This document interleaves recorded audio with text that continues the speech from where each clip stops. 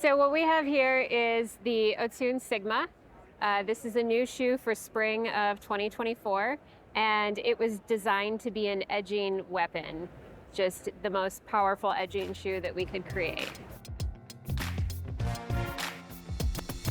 This is a split sole shoe, but you can see that the bottom sole comes back about 2/3 way into the back of the foot to give you a lot more support in the midfoot and in the arch to really drive all that power into the front of the toe box. It is a 3D dual layer midsole, consists of one midsole that covers the toe and goes up just a little bit into the middle of the foot, and then a second layer that covers all the way back to here, and the sides of that midsole wrap up the sides of the foot a little bit to give you support on the sides, drive power down into the edges of the shoe, which is where you want to get all of your weight focus. This shoe is made with Vibram excess grip. Compared to some of our other models that have our cat rubber on it, excess grip is a little bit harder of a rubber. So if you're thinking about standing on dime edges, razor blades, excess grip is going to be the one that's going to bite right into those tiny edges for you. A new design in the heel strap for this shoe is it wraps around the back like normal with the tension, but then the front of the heel strap comes all the way up here and anchors in the toe. That creates end-to-end tension between the toe and the heel.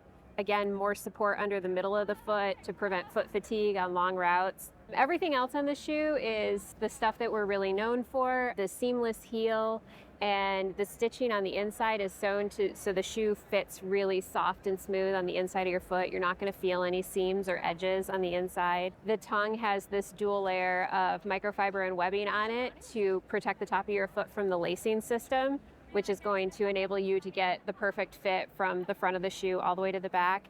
And then there's also a stretchy little pocket at the top of the tongue that you can tuck the laces into. You can either tuck the laces in all the way, or you can just stuff the knot under there and drape them off to the side just to keep them out of the way of the rest of your foot.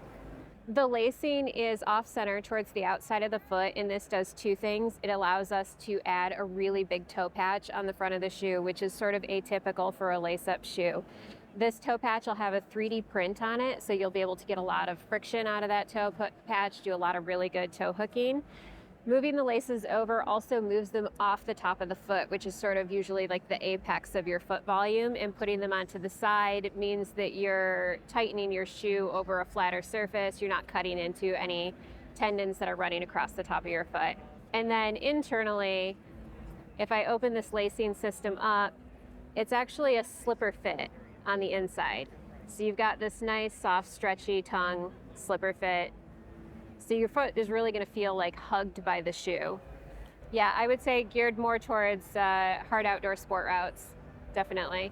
The shoe will also excel well in longer routes because it has this toe to heel tension in it and a lot of support under the middle of the foot. If you're climbing longer sport routes that are, getting upwards of 40 meters, then it's going to prevent that foot fatigue that you would get from a softer shoe. So this shoe is actually going to sit at the top of our line. The retail price point for it will be $179.95.